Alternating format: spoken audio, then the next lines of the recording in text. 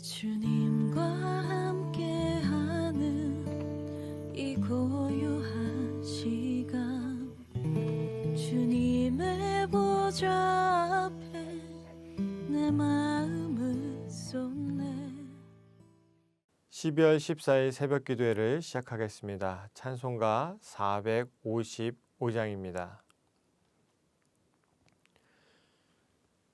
주님의 마음을 본받는 자, 그 마음의 평강이 찾아오면 험악한 세상을 이기리니 하늘로부터 임함이로다. 주님의 마음 본받아 살면서 그 거룩하신 나도 이르리. 주 모습 내 눈에 안 보이며 그 음성 내 귀에 안 들려도 내 영혼 날마다 주를 만나 신령한 말씀 늘 배우도다. 주님의 마음 본받아 살면서 그 거룩하심 나도 이르리. 가는 길 거치고 험하여도 내 맘에 불평이 없어짐은 십자가 고난을 이겨내신 주님의 마음 본받음이라. 주님의 마음 본받아 살면서 그 거룩하심 나도 이르리. 주 예수 세상에 다시 오실 그날의 무성도 변하여 주님의 빛나는 그 영상을 함께 보며 주 찬양하리. 주님의 마음 본받아 살면서 그 거룩하심 나도 이르리. 베드로전서 1장 13절에서 25절까지 말씀입니다. 제가 봉독하겠습니다. 그러므로 너희 마음의 허리를 동이고 근신하여 예수 그리스도께서 나타나실 때에 너희에게 가져다 주실 은혜를 온전히 바랄지어다. 너희가 순종하는 자식처럼 전에 알지 못할 때에 따르던 너희 사욕을 본받지 말고 오직 너희를 부르신 거룩한 이처럼 너희도 모든 행실에 거룩한 자가 되라. 기록되었으되 내가 거룩하니 너희도 거룩할지어다 하셨느니라. 외모로 보시지 않고 각 사람의 행위대로 심판하시는 이를 너희가 아버지라고 부른즉 너희가 나그네로 있을 때를 두려움으로 지내라. 너희가 알거니와 너희 조상이 물려준 헛된 행실에서 대속함을 받은 것은 은이나 금같이 없어질 것으로 된 것이 아니요 오직 흠없고 점없는 어린 양 같은 그리스도의 보배로운 피로 된 것이니라. 그는 창세전부터 미리 알린 바 되신이나 이 말세에 너희를 위하여 나타내신 바 되었으니 너희는 그를 죽은 자 가운데서 살리시고 영광을 주신 하나님을 그리스도로 말미암아 믿는 자니 너희 믿음과 소망이 하나님께 있게 하셨느니라. 너희가 진리를 순종함으로 너희 영혼을 깨끗하게 하여 거짓이 없이 형제를 사랑하기에 이르렀으니 마음으로 뜨겁게 서로 사랑하라. 너희가 거듭난 것은 썩어질 씨로 된 것이 아니요 썩지 아니할 씨로 된 것이니 살아있고 항상 있는 하나님의 말씀으로 되었느니라. 그러므로 모든 육체는 풀과 같고 그 모든 영광은 풀의 꽃과 같으니 풀은 마르고 꽃은 떨어지되 오직 주의 말씀은 세세토록 있도다 하였으니 너희에게 전한 복음이 곧 이 말씀이니라. 아멘. 오늘의 말씀은 사도 베드로가 소아시아 교회의 성도들에게 권면의 말씀을 기록한 글입니다. 이 소아시아 교회 성도들은 박해를 당하고 있는 상황이었는데 오늘의 말씀을 보게 되면 베드로는 이 박해를 이겨나가기 위해서 어떠한 힘을 길러야 된다라든지 혹은 어려운 상황에 있으니 우리가 좀 재정적으로 지원해 주겠다 혹은 이 박해를 피해갈 수 있는 방법에 대해서 이야기하는 것이 아니라 이 상황에서 오히려 박해를 당하는 성도들에게 너희들이 누구인지 알라라고 하는 질문에 대답을 해주는 겁니다. 자신이 누구인지 알면 이 어려운 상황 속에서 이겨낼 수 있는 힘을 얻을 수 있다라고 하는 것이 베드로의 뜻인 것이죠. 사도 베드로는 소망을 가진 자는 거룩한 삶을 살아야 된다라고 이야기합니다. 내가 거룩하니 너희도 거룩할지어다 라고 하는 레위기 11장 45절의 말씀을 오늘 인용하고 있습니다. 그런데 문제는 사람은 스스로 거룩해질 수 없다라고 하는 것이죠. 사람이 거룩한 척은 할 수 있지만 절대 스스로 거룩해질 수는 없습니다. 그럼 우리가 이 문제를 어떻게 해결할 수 있겠습니까?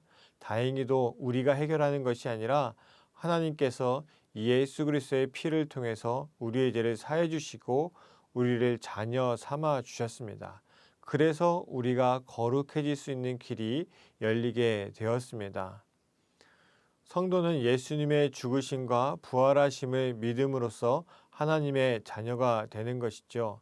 하나님의 자녀가 된다라고 하는 것은 하나님의 뜻을 잘 받들어 살아갈 길이 열렸다고 하는 것이고 하나님을 닮아간다라고 하는 겁니다.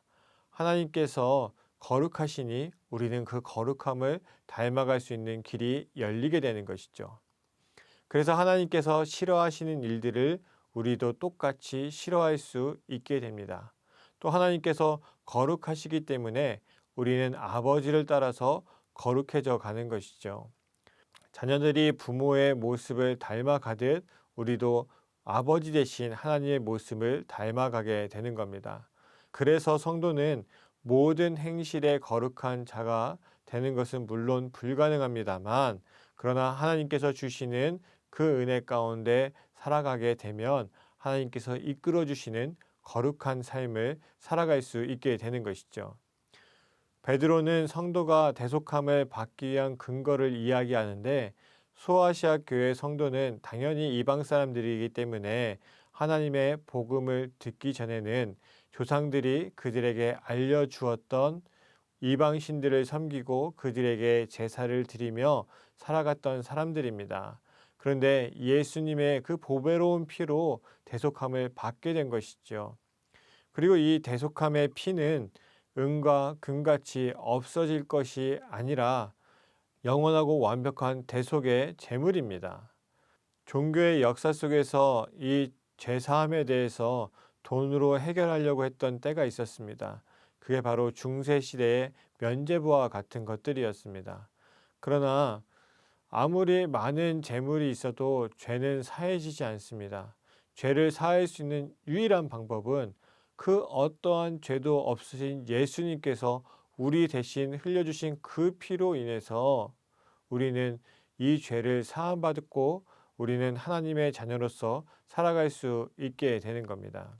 예수님의 피는 하나님과 우리의 관계를 위한 놀라운 은혜입니다. 하나님께서 예수님을 통해서 우리에게 대속할 수 있는 기회를 주셨고 그리고 우리는 하나님과의 관계를 처음 창조되었을 때의 그 모습으로 회복되어 가는 것이죠. 그렇게 세상을 살아갈 때에 비로소 성도는 그 은혜에 합당한 거룩한 삶을 살아갈 수가 있게 되는 겁니다. 근데 성도가 이렇게 거듭날 수 있게 된 것은 썩어질 씨가 아니라 영원히 썩지 아니할 씨로 되었다라고 베드로가 이야기하고 있습니다. 썩지 아니할 씨는 무엇이냐 하면 하나님의 말씀입니다. 그러니까 영원한 진리가 우리를 거듭나게 한다라고 하는 것이죠. 중요한 것은 여러분이 농사를 한 번쯤 지어 보셨을 겁니다. 그러면 씨를 뿌리게 되고 그 씨가 자라남에 있어서 사람이 해줄 수 있는 것은 지극히 제한적입니다. 물이 모자르면 물을 주는 정도, 비료를 주는 것, 그리고 잘 자랄 수 있도록 지지대를 달아주는 것 정도가 우리가 할 수 있는 일입니다. 우리는 아무리 노력해도 그 씨가 싹이 트고 자라나게 만들 수는 없습니다. 그것은 하나님께서 하시는 것이지요. 하나님은 택하신 자들에게 영원한 하나님의 진리의 말씀을 주셨고 그곳에서 그 마음에서 그 말씀이 싹이 틔우고 자라나게 하시고 열매를 맺게 하십니다. 우리는 그 말씀이 싹이 틔우고 자라나는 것을 바라보며 그 열매의 은혜를 맛보는 사람들인 것이죠. 베드로는 성도가 하나님의 자녀로 부르심을 받았고 그리스도의 피로 대속함을 받았으며 하나님의 말씀으로 영생을 얻은 은혜 받은 존재다라고 하는 것을 이야기해 주고 있습니다. 그리고 이 모든 사실이 마음속에 깊이 믿어 나아가게 되면 우리는 그 어떠한 박해 속에서도 살아갈 수 있는 힘을 얻게 됩니다. 왜냐하면 이 모든 것이 다 끝이 아니라 하나님께서 우리의 영혼까지 우리의 구원을 이미 해결해 주셔서 우리가 어쩔 수 없이 이 땅에서 거룩하게 살다 보면 세상과 부딪히게 되고 그래서 얻는 박해라고 하는 사실을 깨닫기 때문에 그렇습니다. 우리 성도님들의 삶도 삶에서 어려움들이 있으시겠지만 그 어려움이 대부분 어디에서 오냐 하면 정말 하나님께서 우리에게 주신 진리를 지키기 위해서 또 하나님께서 우리에게 주신 그 법도를 지키기 위해서 살아가다 보면 세상 사람들과 세상의 가치와 부딪힐 때가 있습니다. 그때마다 우리가 힘들어하지 않고 좌절하지 않을 것은 우리는 하나님의 뜻대로 살아가기 때문에 어쩔 수 없이 반대되는 세상과 부딪히는 것이고 그 모습은 우리가 잘하고 있다는 뜻이기도 합니다. 우리 성도님들 어렵고 힘들 때마다 내가 하나님의 거룩한 길로 잘 나아가고 있는지 그리고 예수 그리스도의 피로 구원받았음을 마음에 새기고 살아가고 있는지 다시 한번 돌아보셔서 소아시아 교회 성도들이 그 어려운 박해 때로는 목숨을 잃는 박해 속에서도 소망을 가지고 그 믿음을 지킨 그 믿음이 우리 성도님들에게도 이어지기를 간절히 원하고 이 어려운 시기를 잘 이겨낼 수 있는 놀라운 믿음의 삶이 거룩한 삶이 되시기를 간절히 축원합니다. 기도하겠습니다. 하나님 오늘 소아시아 교회의 박해 때문에 베드로가 그들을 위로하고 권면하기 위해서 쓴 편지의 일부의 내용을 함께 보았습니다. 사도 바울은 어떤 해결책을 제시해 주는 것이 아니라 너희들이 누구인지 그리스도인들은 어떠한 사람들인지에 대해서 이야기해 주고 있습니다. 하나님, 우리가 이 땅을 살아가면서 힘들고 어려운 일들을 겪습니다. 그럼에도 불구하고 우리가 살아갈 힘을 얻는 것은 우리는 하나님의 자녀로서 이 땅을 살아가고 있고 하나님의 자녀로 살아가다 보니 세상과 부딪힐 때가 있고 그래서 오는 역경과 어려움과 박해와 같은 일들에 대해서 어렵고 힘들어하기보다 하나님께서 우리에게 주실 놀라운 은혜와 또 우리를 거룩하게 이끌어 가실 그 길들을 바라보며 살아갑니다. 이러한 우리 성도님들 위로하여 주시고 함께하여 주셔서 이 길 끝에서 쓰러지지 않고 무너지지 않게 하시며 오직 주님께서 주신 그 길을 온전히 나아갈 수 있는 우리 모두가 되게 하여 주시옵소서. 이 모든 것을 이루실 예수 그리스도의 이름으로 기도합니다. 아멘.